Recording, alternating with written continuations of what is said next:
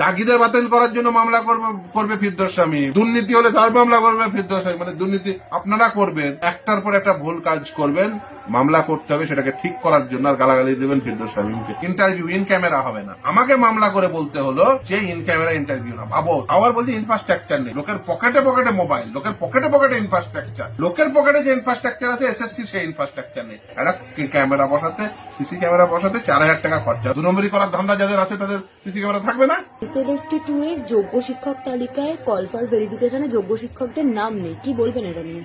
একদমই দেখুন, এই যে এই সম্পূর্ণ গোলযোগটা করেছিল এসএসসি এবং সরকার। প্রথম কথা 2016 এবং 2025 একসাথে পাঞ্চ করিয়ে দিল, একদম পুরো মেস তৈরি করেছে। নাম্বার 1। নাম্বার 2 হচ্ছে যে এখনো পর্যন্ত অনেক দাগিদের পরীক্ষায় বসিয়ে দিয়েছে। প্রথমে সব দাগিদের বসানোর চেষ্টা করেছিল, তারপর প্রতিবন্ধী দাগি, তারপরে মানে অন্যান্যদের চেষ্টা করেছে, এক্সপায়ারি প্যানেল থেকে শুরু করে একাধিক। ফলে এই যে মানে এই এটা তৈরি করেছে, এই মেসআপটা তৈরি করেছে সম্পূর্ণভাবে এসএসসি। দ্বিতীয় যেটা বিষয় সব থেকে গুরুত্বপূর্ণ সেটা হচ্ছে যে এই যে 10 নম্বর প্রায়র টিচিং এক্সপিরিয়েন্স, এটা কিন্তু বাতিল হওয়া উচিত। কারণ 10 নম্বর প্রায়র টিচিং এক্সপিরিয়েন্সের নাম্বার দিয়ে একদলকে আগিয়ে দেবেন, আরেক দলকে পিছিয়ে দেবেন। তার ফলে তো কত, শুধু যোগ্য শিক্ষক কেন, কত যোগ্য মেধাবী ছেলে মেয়ে বাতিল হলো, তাদের কি হবে? ফলে শুধুমাত্র যোগ্য শিক্ষকরা নয়, যোগ্য মেধাবী ছেলেমেয়েরাও যারা ফ্রেশার তারা সকলেই বঞ্চিত। প্রথম কথা, সরকার আইন তৈরি করে প্রথমে বঞ্চিত করেছে, তারপরে এই দাগিদার বসানো সরকার এবং এসএসসির পক্ষ থেকে। এক্সপায়ারি প্যানেলের দাগিদের, প্রতিবন্ধী দাগিদের, সব দাগিদের সমস্ত রকম বসানোর চেষ্টা করেছে। তারপরে ইন্টারভিউ ইন ক্যামেরা হবে না, আমাকে মামলা করে বলতে হলো যে ইন ক্যামেরা ইন্টারভিউ না। ভাবো, তাও আর বলছি ইনফ্রাস্ট্রাকচার নেই, লোকের পকেটে পকেটে মোবাইল, লোকের পকেটে পকেটে ইনফ্রাস্ট্রাকচার, লোকের পকেটে যে ইনফ্রাস্ট্রাকচার আছে এসএসসি সেই ইনফ্রাস্ট্রাকচার নেই। একটা ক্যামেরা বসাতে, সিসি ক্যামেরা বসাতে 4000 টাকা খরচা হয়। আপনি দেখতে না, আমার চেম্বারে দেখান, সব বসে আছে, দেখতে পাচ্ছেন, দেখান দেখান। আমি এখানে বসে বসে দেখতে পাচ্ছি যে আমার চেম্বারে কে বসে আছে, কে কাজ করছে, সিসি ক্যামেরাতে বসে। ক টাকা খরচা আমার চেম্বার চারিদিকে, ক টাকা খরচা? আমি শুধু আমার বলে না, আমি বলছি প্রত্যেকের বাড়িতে বাড়িতে এখন আছে একটা ক্যামেরা, 4000 টাকা খরচা। ওই ইনফ্রাস্ট্রাকচার নাকি তৈরি করতে পারছে না, কারণ এই ইনফ্রাস্ট্রাকচার তৈরি করলে তো ধরা পড়ে যাবে।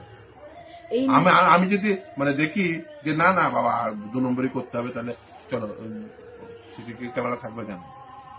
2 নম্বরই করার ধান্দা যাদের আছে তাদের সিসি ক্যামেরা থাকবে না, সিম্পল কথা।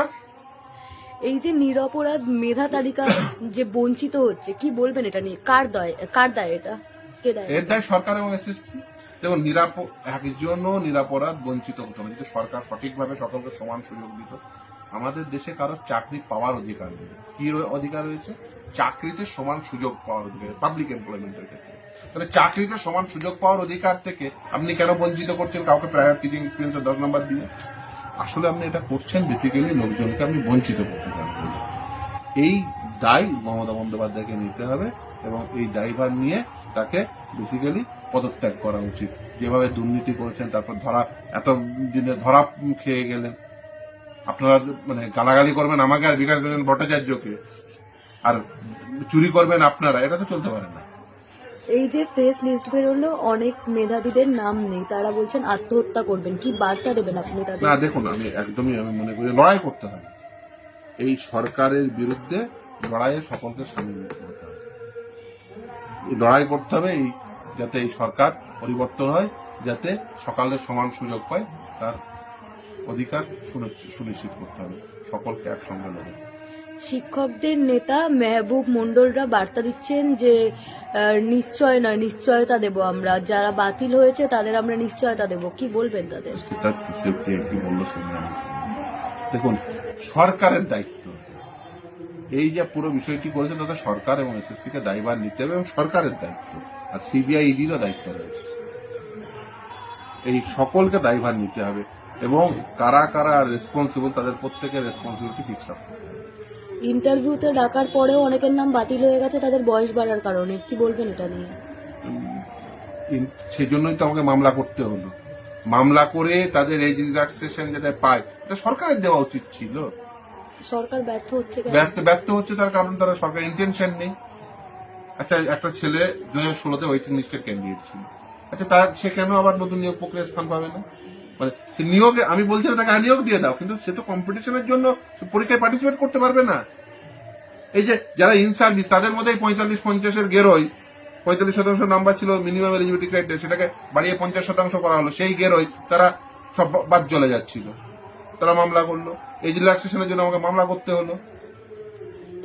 তারপরে মাননীয় বিচারপতি অমৃতা সেনার নির্দেশে তারা এখন ইন্টারভিউ বসবে, ইন ক্যামেরা করার জন্য মামলা করতে হলো, প্রতি পদক্ষেপে দাগিদের বাতিল করার জন্য মামলা করতে হলো, দাগিদের বাতিল করার জন্য মামলা করবে ফিরদৌস শামীম, ওই ইন ক্যামেরা করার জন্য মামলা করবে ফিরদৌস শামীম, আপনি ওই এজ রিল্যাক্সেশনের জন্য মামলা করবে ফিরদৌস শামীম, দুর্নীতি হলে তার মামলা করবে ফিরদৌস শামীম, মানে দুর্নীতি আপনারা করবেন, সব একটার পর একটা ভুল কাজ করবেন, মামলা করতে হবে সেটাকে ঠিক করার জন্য, আর গালাগালি দেবেন ফিরদৌস শামীমকে।